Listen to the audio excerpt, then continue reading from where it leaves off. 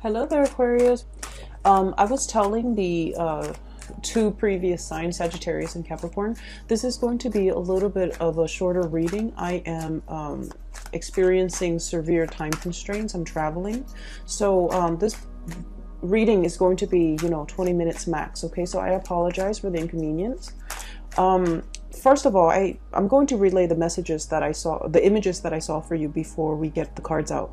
So there's a lot of movement happening for you. I'm seeing like waves. Okay, so this is not like things coming in waves. This is more like a lot of movement, a lot of wind blowing in one direction. Your life is going to be getting a major acceleration. Things are happening in a really quick, short time frame. So I want you to be mentally, emotionally prepared for that.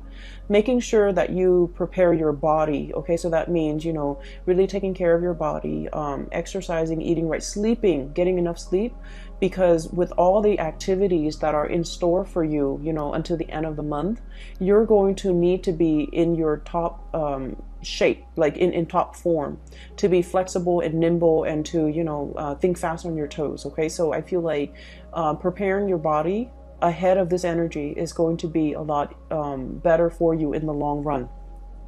So the first image that I saw was I see this train platform. It's like a metro platform, and it seems like it's back in the days, probably in the 20s or the 30s.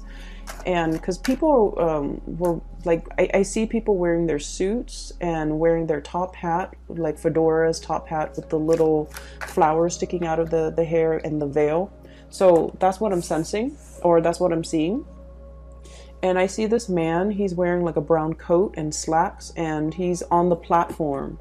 And on the train's about to disembark, is this woman. She's wearing like a hoop dress, so her dress is a little bit big.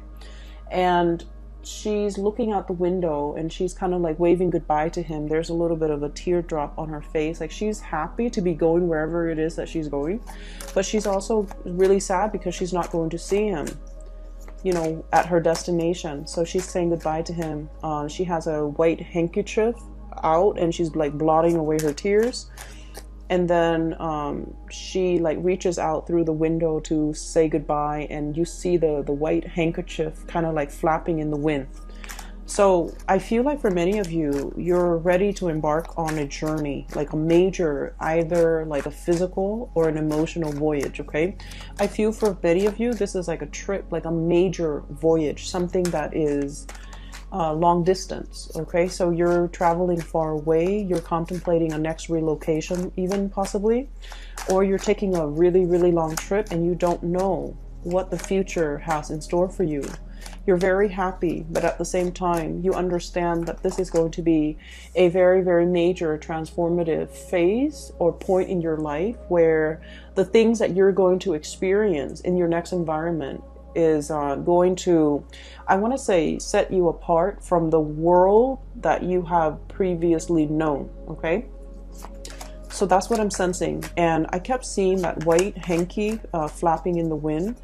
And I feel like, it's sort of like that white flag. It's the sign of surrendering, not knowing what's in store, but not controlling things, surrendering and allowing things to happen, and surrendering to, whatever it is that you feel. Because like I said, with Aquarius people, you guys rarely show your emotions, and, crying and public display of emotions or affection in general is just not something that you're comfortable with, and it's not something that Aquarius people do. But the fact that she's got tears streaming down her face and the man is looking at her and she's saying goodbye, it basically denotes that you're okay with allowing yourself to appear vulnerable. You're okay to show this person how you feel. You're okay that they can see you crying because you might trust them, so you're okay with letting them know. But I also feel like this sense of surrendering, like, I don't have any, it's like I've got nothing to lose. I don't need to worry about how this people sees me. I can be open and honest with my emotions, with my feelings, with my thoughts, and and not be afraid, that I'm feeling vulnerable. Yeah, there's a lot of movement here. The globe moving from one side to the next. Okay, so one side is the sun and the other side is the moon. So it's the transition of night into day. For many of you, this voyage might be overnight. For others of you, this is like traveling through airways where you're crossing across many different time zones. Okay, so there's a major voyage that you're planning on embarking on. And I feel like some of you might be planning it. Some of you might be implementing it within the next few days. Others of you within the next month. But I definitely feel travel and movement for you. What else was I going to say? So I feel like the transition is really, really scary. Because where you are, or where you were, where you are right now, or where you were if you've already undertaken this voyage, the world seems to me to be very, very small. Where you're headed, there's a world of possibilities. So you're going to grow, you're going to learn, you're going to expand. And a lot of the times when we have seen so much of the world, and then we go back to where we once were, everything seems a lot smaller, right?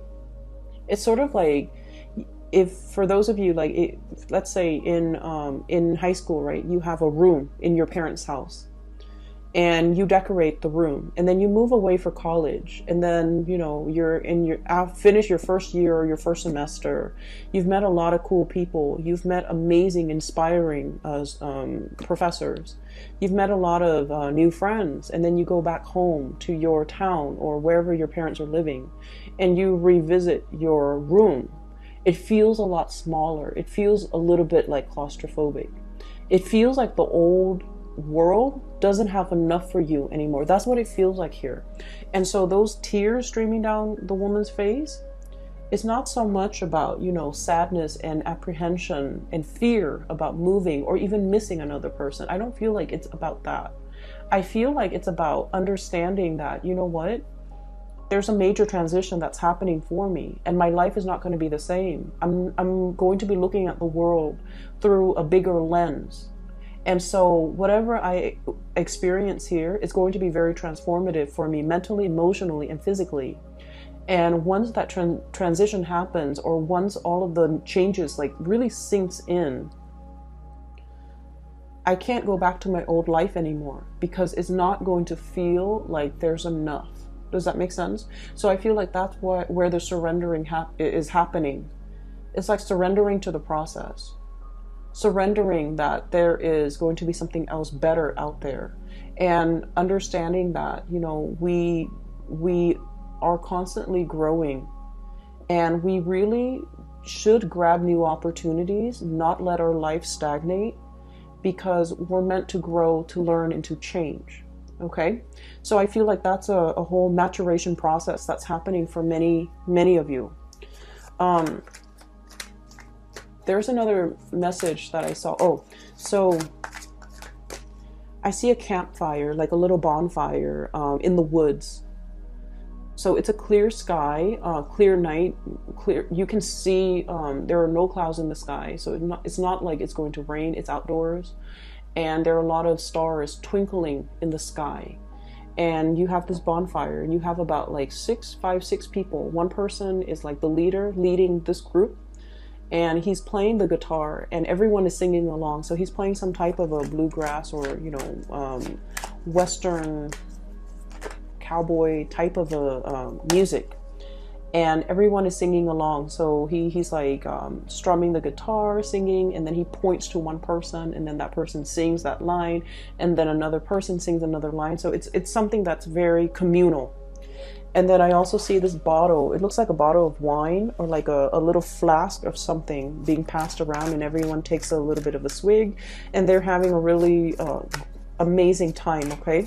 So there's a sense of gathering at night, a lot of socializing, finding a kindred, like community of people. So for many of you, you're no longer in isolation. You're being brought into the community of people. And I've been mentioning this the past few readings for you guys for the past few months. And so I see this energy re-emerging, where you're joining the social order. You're being kind of like initiated into a community of people that are really, it's like the people you're with, you don't have to guess ulterior motives. You trust them, you have a lot of fun with them, and you feel like they're family, okay? I do see almost like this whole concept about souls reuniting. And soulmates are not always romantic. Soulmates can always be, you know, family, can be friends, can be mentors, can be people who help us spiritually along, or people in the same soul group that have the same purpose in life, and they're headed towards in the same direction. So I'm going to use this card here. They're headed in the same direction when it comes to their dreams, their ideals, and their aspirations. So I feel like many of you are definitely some type of, the stars are aligned, like you're being in alignment with your soul's purpose, and you're meeting a community of people who are also in alignment with their soul's purpose that might actually be on the same path as you. And the reason that I say that is we have the stars here, we have the Two of Wands, somebody working behind the scenes to facilitate this amazing synchronistic experience for you, where you can meet people who are very much like-minded, okay? For those who are self-employed, you could even be working with for other people, but if you're getting like commission checks, royalty fees, or if you are self-employed, money looks really, really good right now, okay? This is you like like flying over all of your financial worries. So having assets, allowing things to grow for you, having money in the bank, being safe, and having enough money where it can help you facilitate travel without worries, without anxieties. So if you are traveling too, I feel like, you know, this is like being protected, okay? So somebody is giving you like it's like, I don't know what it's called when you're on the airplane. I don't know if it's like tailwind, where, you know, the airplane is like going in the same direction as the wind. So it's getting a little bit of a boost. So something's working behind the scenes spiritually to kind of like facilitate the travel process for you, to expedite that process for you, or to ease the snags so that you don't have, you know, so that you don't have to worry about accommodations, you don't have to worry about lodging. Somebody's working behind the scenes to facilitate that process for you so that you don't have to worry, okay? So smooth travel, smooth sailing is what I'm seeing. And I also feel like if you are working in whatever capacity, money is coming in. There's a lot of financial prosperity associated with this King of Pentacles. This is like someone who's very practical and very down to earth when it comes to their spending. They know how to save money. They know how to save for a rainy day.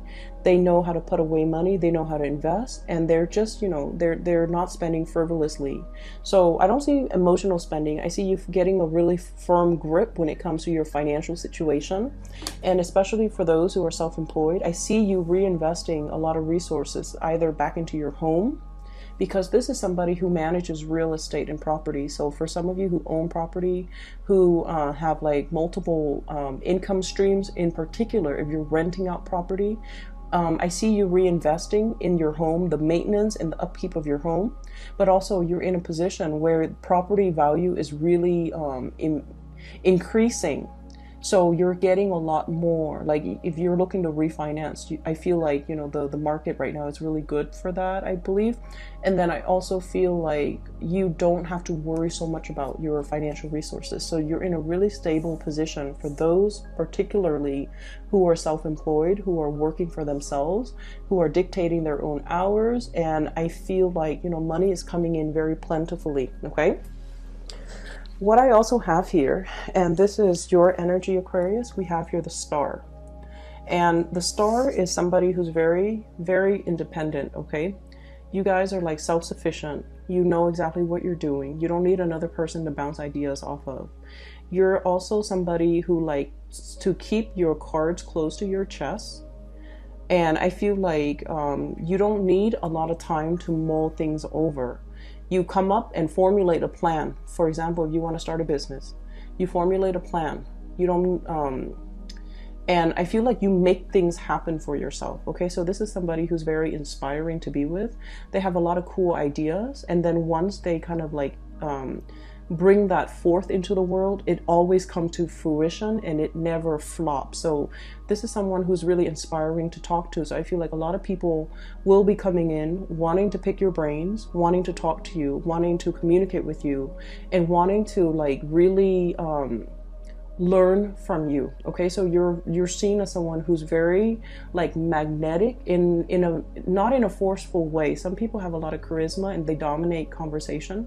This is someone who's very soft. Their energy is very spiritual. Their energy is very low key, but they exude a really strong aura. So I feel like the way that you're coming across is someone who's very well traveled, a globetrotter, a person that hails from different environment, that has traveled and lived in multiple continents, that knows multiple languages, that is seen as a very worldly, classy, and a world traveler.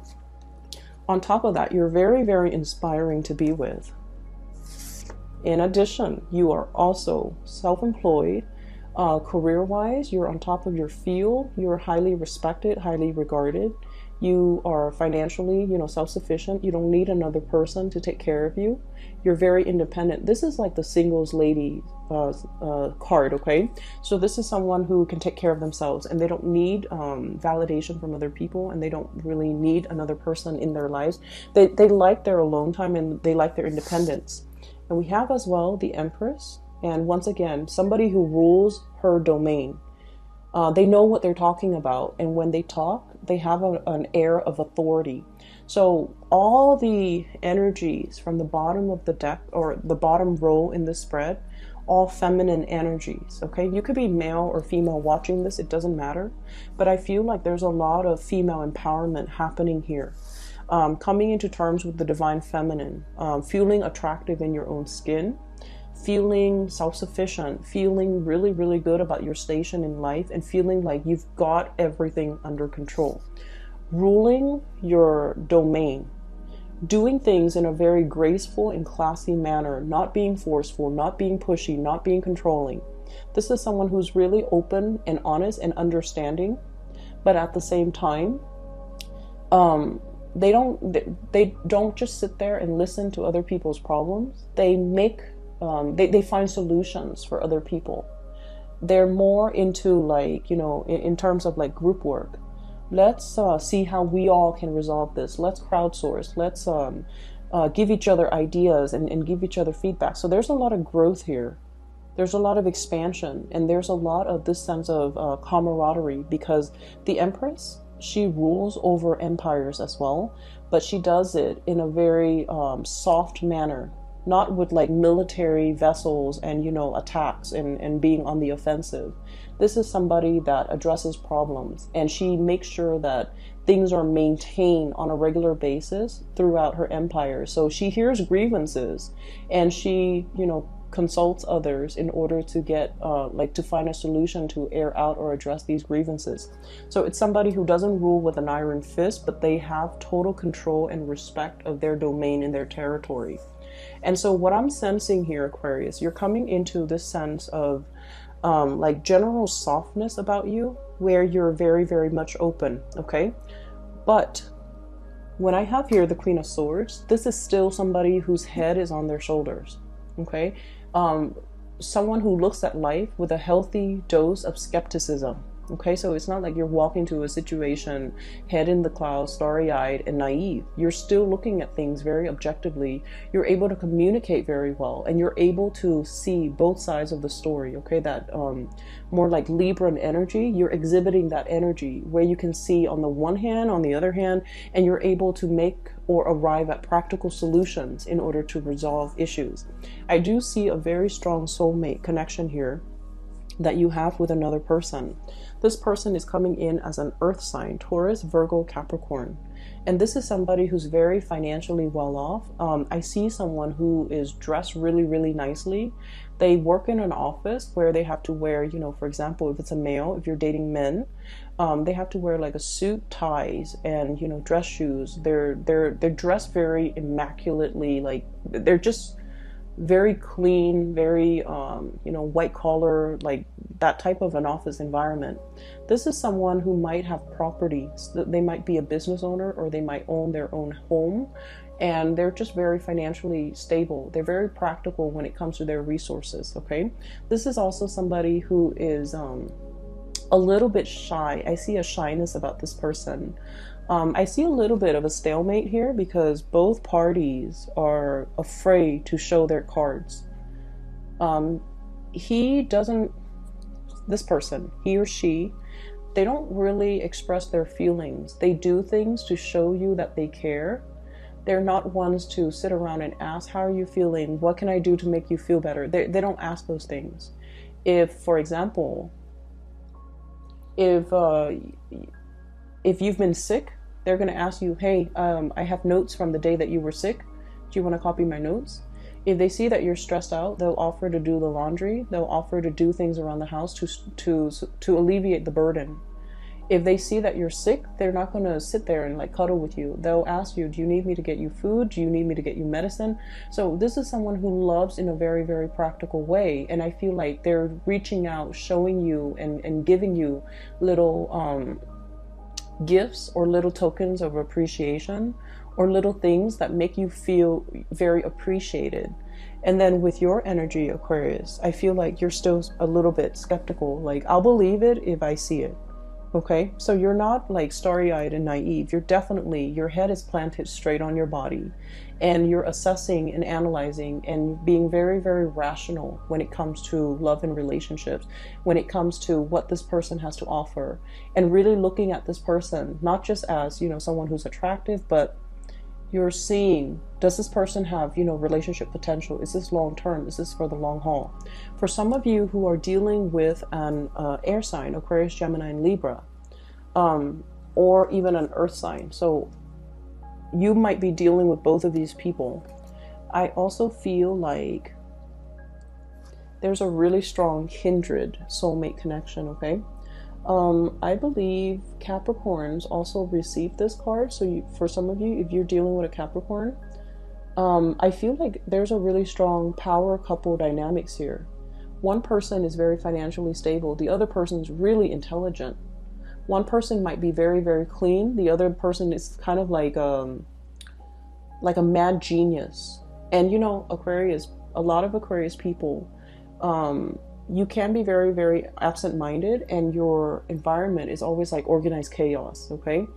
Not that you're not clean, it's just, you know, orderliness and putting things back where they belong. Those things are just not high on your priorities list.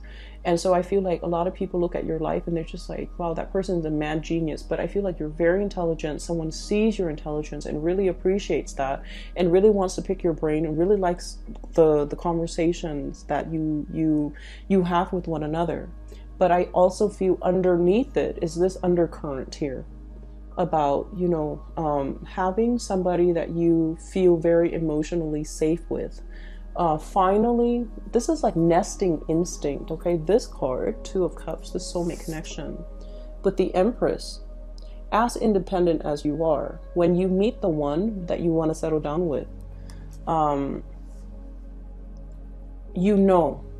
And so I feel like for Aquarius, there's this nesting instinct that's really kicking in. It hasn't been there before, but you're meeting somebody, or you're made aware that, wow, this is a really good person. This is somebody, not only, you know, are they reliable and stable, not only are they a really good caretaker, I don't mind having children with this person, or you guys are so compatible when it comes to your belief system, your ideologies. There's this power couple dynamics.